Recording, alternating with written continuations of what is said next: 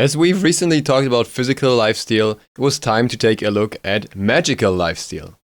In the magical department, you have 4 different lifesteal items: Bancroft's Talon, Divine Rune, Pythagorem's Peace, and Polynomicon. Whereas all physical lifesteal items are more or less focused on basic attacking to some regard, the magical equivalents come with some more utility, and each item has its own passive that helps you in a different way, meaning that a different item will be good in a different situation. Therefore, comparing these items is not so much about their raw damage, but rather what's behind them and how they work. Let's begin with Bancroft's Talon. Bancroft's Talon's base stats are 100 power and 12% lifesteal for 2,400 gold. This makes it the second most expensive lifesteal item, while only providing you with 12% lifesteal. While this item is weak in terms of lifesteal, it makes up for it with a very strong passive, you would think. The passive provides you with an extra 100 power the moment you hit 25% of your health, and it scales down from 100%, so even at 75% health, you will get a decent power bonus. In terms of raw power, nothing in this tree beats this item. You have to keep in mind what a mage has to do though. A mage is supposed to deal damage from a safe position at the backline of the team fight.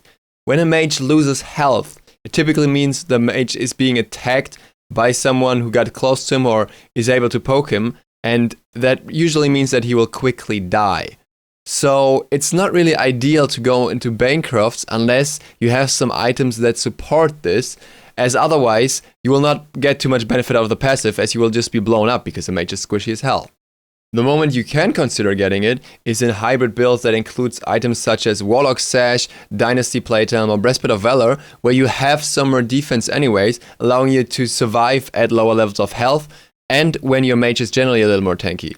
The problem with that is, if you build, for example, into Warlock Sash on Shanghui, you often want other items to support that and not raw power items, as they will typically not help you that much.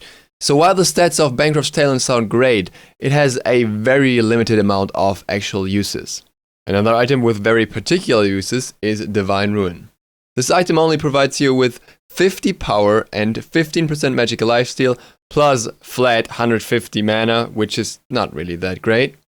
However, what this item offers you is healing reduction. 40% healing reduction on this item is nothing to frown at. It is also the cheapest item in the lifesteal tree, with only 1,820 gold to its name. So this item is a counter build item. It is rarely picked up. It is probably too rarely picked up because many people just don't really value healing reduction when it can be a great stat in certain situations. The problem with the item is that it has relatively weak benefits outside of it. 15% lifesteal is not great for most characters, and 50 power is really not much for a mage. Still, it is worth considering if your team doesn't build enough healing reduction or you're against a particularly strong healing character. 2 more items to go, moving on to Pythagorem's Peace.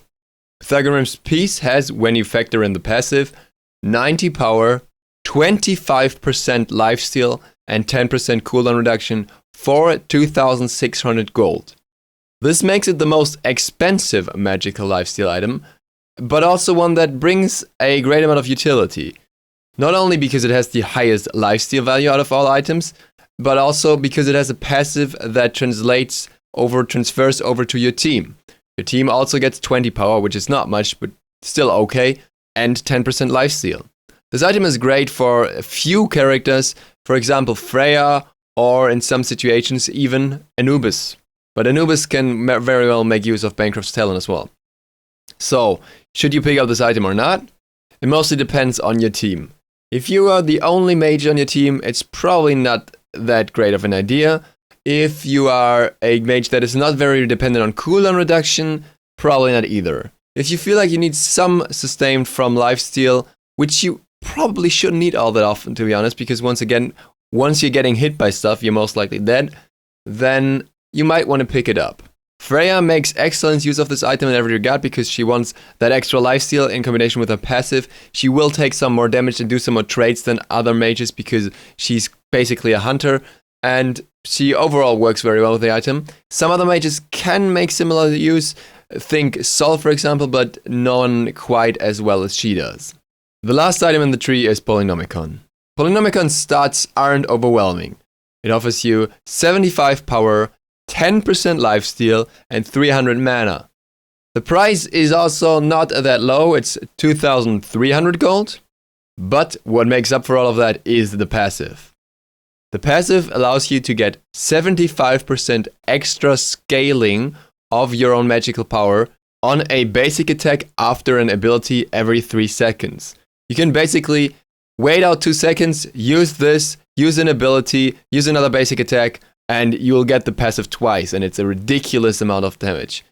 In terms of DPS, no other item in the tree can beat this item, not even Bancroft's Talon, because it's a lot more situational, whereas Poly will pretty much always proc. You're rarely building Poly for the lifesteal itself, but the nice thing is the way that lifesteal works.